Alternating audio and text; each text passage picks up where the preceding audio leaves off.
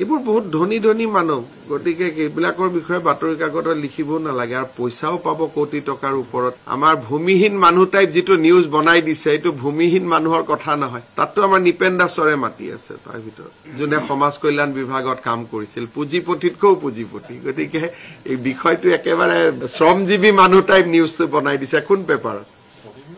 প্ৰতিদিনৰো মাটি তাতি আছিল নেকি আমাৰ গুৱাহাটীত যেটো পাৱাৰ গ্ৰিড ষ্টেচন আছে সেইটো ষ্টেচন দি নতুন পাৱাৰ দিব নোৱাৰে গুৱাহাটীত গতিকে গুৱাহাটীখনত যদি সেই মাটিখিনি নতুন আৰু এটা ষ্টেচন নলগাও তেতিয়ালে গ্ৰিডটো কলাপস হৈ যাব সেইকাৰণে এটো পাব্লিক ইন্টাৰেষ্টত কিন্তু এইবোৰ বহুত ধনী ধনী মানুহ গতিকে এইবিলাকৰ বিষয়ে বাতৰি কাকতত লিখিব নালাগে আৰু পইচাও পাব কোটি টকাৰ ওপৰত